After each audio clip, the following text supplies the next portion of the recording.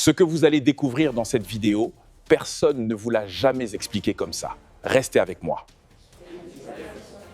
Mais quand vous entendez Trump parler aujourd'hui, il est véritablement dans de l'arnaque. Il parle d'un conseil pour gérer les questions de bonne gouvernance au niveau du monde, pas de la Palestine, au niveau du monde. Mais Trump a depuis quand été empereur au niveau du monde pour être celui qui va gérer cela. Mais si ce conseil vient faire ce boulot, à quoi servent les Nations Unies, même s'il est vrai que les Nations Unies sont actuellement en agonie. Et même quand vous regardez la composition, quand vous regardez la façon dont on y adhère, quand vous lisez le texte, Trump qui s'est autoproclamé président, parce que c'est ce qui est écrit dans le texte, c'est lui qui est le président du Conseil, quand vous lisez le texte, 35 fois on dit le président, le président, le président. Vous voyez quelqu'un qui a été fait à la dimension de Trump. Mais si c'était pour la question palestinienne, tout court, ça pose déjà problème, parce que Trump fait partie du problème lui-même, puisqu'il soutient Israël, mais à l'échelle mondiale, je ne vois pas en quoi Trump est un exemple pour qu'on lui donne autant de pouvoir dans un conseil où lui, il peut faire entrer des gens, lui, il peut faire sortir des gens, mais c'est quoi? C'est pourquoi il y a une des presses américaines qui parle de cour impériale pour Trump. Mais selon lui, concrètement, en quoi est-ce que ce conseil se distinguerait-il concrètement des institutions déjà existantes, notamment le Conseil de sécurité des Nations Unies? Mais c'est ce qui n'est pas clair du tout. Parce que d'ailleurs, dans le texte, de façon un peu subtile, le conseil dit, Trump dit qu'on met en place ce conseil parce qu'il y a des organes qui sont là qui ne parviennent pas de façon efficace à résoudre un certain nombre de problèmes. Et quand il parle de ces organes, bien sûr, il s'agit des Nations Unies, il ne s'agit pas d'autre chose. Ce qui pose problème, c'est que ça n'a absolument rien à voir avec l'Organisation des Nations Unies. Qu'on se rappelle que l'Organisation des Nations Unies est née au lendemain de la Seconde Guerre mondiale, où il a fallu se remettre en cause de façon globale et de façon profonde à cause de la catastrophe qu'a été la Deuxième Guerre mondiale. On a mis les Nations Unies en place avec un certain nombre de principes. Le premier principe, c'était la primauté de la non-agression. Trump est un agresseur. Il a bombardé au Nigeria, il a bombardé en Iran, il est allé prendre le président du Venezuela. Ça, ce n'est pas un principe au niveau des Nations Unies. Le deuxième principe, c'était l'autodétermination. Si ce principe avait été respecté, les Palestiniens sont indépendants depuis fort longtemps. Alors que Trump ne fait rien du tout pour l'indépendance des Palestiniens. Le troisième principe, c'est les droits fondamentaux de la personne humaine de façon générale. Mais il y avait un autre principe intéressant, l'égalité en droit des personnes et des nations. Parce que ça fait partie des principes des Nations Unies. Même si dans la réalité, ce n'est pas ce que l'on voit, c'est des choses qui sont inscrites de façon très claire. Et pour les nations même, on précisait grandes ou petites. Mais déjà, les Nations Unies ont un problème. Parce que vous avez 5 pays, les vainqueurs comme on les appelle pratiquement, qui ont le droit de veto et qui bloquent aujourd'hui presque l'ensemble du système des Nations Unies. Ici, vous vous retrouvez avec un organisme où Trump a seul le droit de veto. Puisque c'est ça la réalité, puisque il est dit de façon extrêmement claire que quand il y a des problèmes dans cette structure, lui tout seul, il a la possibilité de faire des résolutions. Bon, on n'a pas mis son nom, mais c'est le président. Quand je disais, on dit tout le temps le président, c'est-à-dire c'est comme s'il y a un État qui lui seul a le droit de veto, qui peut intégrer, qui peut également rejeter des gens au niveau de ce conseil. Et Donald Trump parle de résolution des conflits, mais s'agit-il là d'un outil diplomatique crédible ou d'une initiative avant tout politique et symbolique? Mais ce n'est pas crédible. C'est Trump qui, dans sa fixation d'être empereur du monde, veut forcer la main aux gens. Imaginez, on dit si tu veux être membre permanent, il faut payer. Et combien? 1 milliard de dollars. Quel pays africain va payer 1 milliard de dollars pour devenir membre permanent dedans? C'est-à-dire qu'on nous reconstitue encore des Nations Unies, non pas sur la base du résultat de la Seconde Guerre mondiale, mais cette fois-ci, ça va être sur la base de l'apport sur le plan financier. Autre chose, Trump a choisi des pays avec qui il a de très bonnes relations, à qui il demande de venir. Vous avez la France qui a refusé et vous avez vu le conflit que ça a créé aujourd'hui entre Macron et Trump. Vous avez des pays européens qui disent qu'ils réfléchissent. Vous avez d'autres qui sont en train d'hésiter. Vous avez le Maroc qui a accepté de rejoindre. Trump va bien sûr demander aux pays du Golfe de venir parce qu'eux, ils pourront facilement donner $1 milliard et être des membres permanents. Mais c'est quoi une organisation qui dit qu'elle veut lutter pour la paix dans le monde et la bonne gouvernance, et le critère pour être un membre permanent, c'est de cotiser $1 milliard. Mais on est déjà dans un problème parce que cette égalité des nations grandes ou petites, dont je parlais tout à l'heure comme principe des Nations Unies, on est en train de piétiner cette égalité. Mais ensuite, Trump n'est pas un exemple, parce qu'il faut qu'on fasse attention. C'est peut-être un exemple au niveau de l'immobilier, exemple même qu'on peut mettre entre guillemets, parce qu'on l'accuse de ne pas respecter les impôts et les taxes. Mais quand même, pour l'humanité d'aujourd'hui, je ne vois pas en quoi Trump est un exemple pour qu'on puisse lui créer un conseil impérial. En même temps, voyez-vous de l'opportunisme dans ce projet au moment où de nombreux États, notamment africains, exigent des réformes de certains textes des Nations Unies? Oui, mais Trump n'est pas d'accord avec ces réformes. C'est là qu'il faut faire attention. Son prédécesseur avait fini par accepter le principe qu'il y ait des pays africains qui soient membres du Conseil membres permanents du Conseil de sécurité. Il restait la question du droit de vote ou pas. Trump n'est pas à ce niveau. Tout le monde a vu comment Trump traite les pays africains de façon générale, sans aucun respect, sans aucune considération. Et certainement, même son $1 milliard a un peu pour objectif également de ne pas se faire, entre guillemets, encombrer par des pays africains au niveau de son conseil. Mais finalement, ce conseil fonctionne sur quelle base? Pour mettre en place les Nations Unies, il y a eu d'abord une charte. Où est la charte du conseil? Et je le répète encore une fois, Trump est en train de faire de l'arnaque et du détournement d'objectifs. Ce conseil a été créé par les Nations Unies pour résoudre le problème palestinien.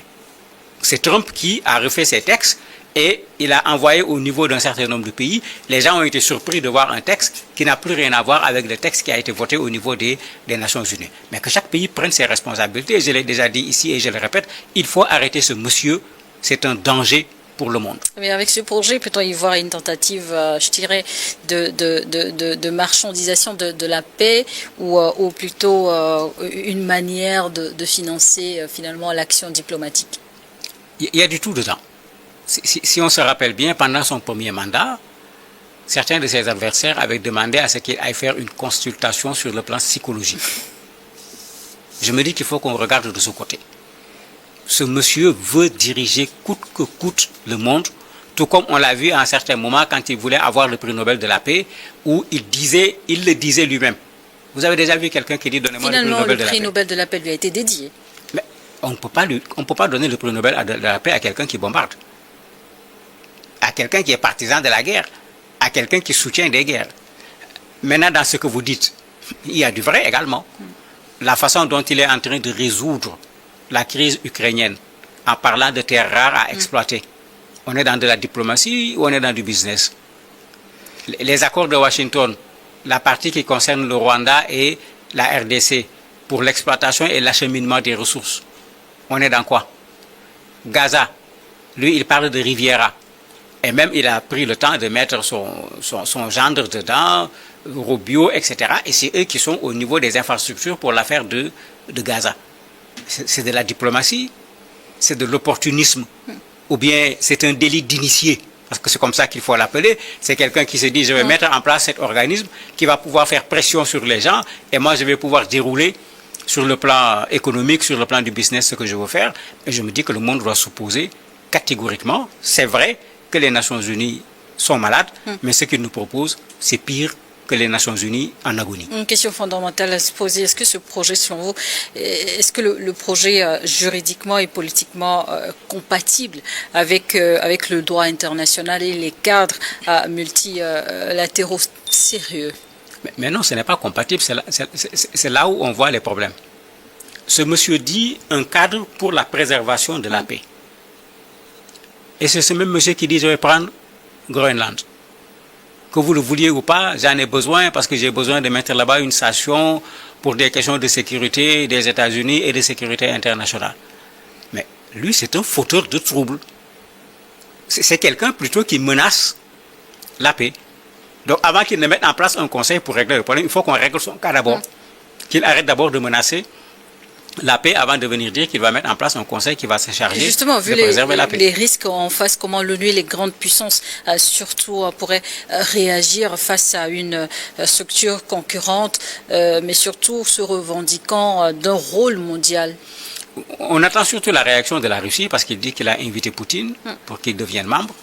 On attend la réaction de la Chine parce que la résolution dont je parlais tout à l'heure, la résolution 2803 des Nations Unies votée le 18 novembre passé, la Chine s'était abstenue, la Russie également s'était abstenue.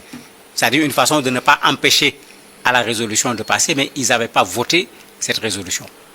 Même si c'est $1 million, la Chine, tout comme Poutine, peuvent donner $1 million. Mais est-ce que la Chine et la Russie vont venir se mettre sous la tutelle de Trump? Parce que c'est ce que Trump a organisé. Il est déjà le chef. Et quand vous regardez les textes, on a donné énormément de pouvoir à ce chef-là. Je ne crois pas qu'ils vont accepter de venir se mettre sous sa tutelle. On voit déjà la brouille avec les Européens et l'OTAN en particulier pour ce qui concerne le Groenland. Mais je me dis que c'est la même chose qu'on va voir ici. Je ne m'attends pas à ce que ce Conseil puisse aller très loin. Je ne m'attends pas à ce que ce Conseil soit l'organe qui va régler les problèmes de ce monde et surtout pas en matière de paix et de bonne gouvernance. C'est un projet qui s'inscrit dans la continuité de la politique transactionnelle de Donald Trump? Mais c'est clair. C'est extrêmement clair parce que si on dit que le Conseil sera là pour de la bonne gouvernance, j'aurais pu comprendre qu'un des critères pour qu'un État intègre le Conseil, mais c'est que ce soit un État où la bonne gouvernance est la règle. Mais regardez les États qu'il a invités.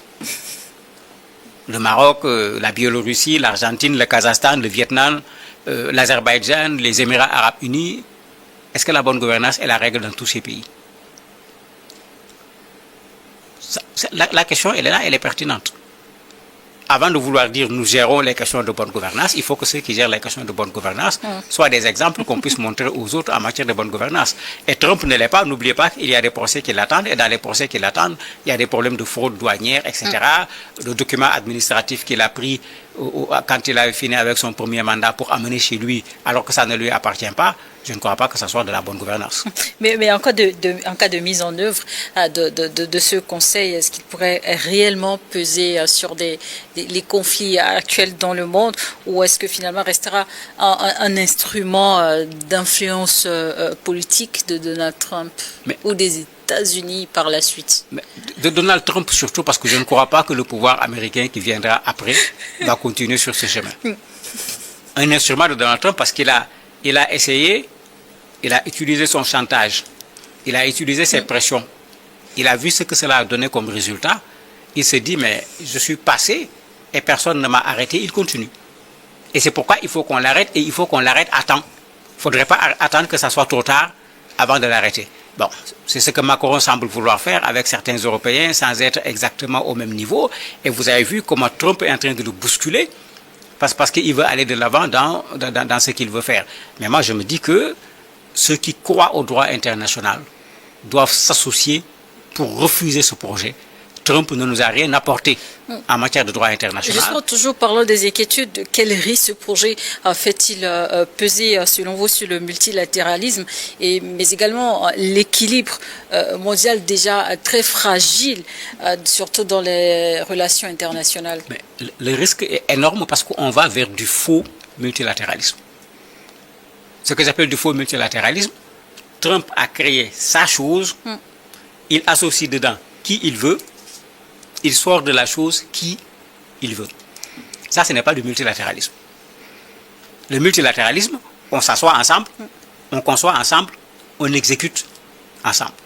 Et c'était ça le principe des Nations Unies, bien que cette question des droits de veto a finalement tout gâté au niveau des Nations Unies, parce que finalement, il y en a qui n'ont pas une voix comme les autres membres, tout simplement.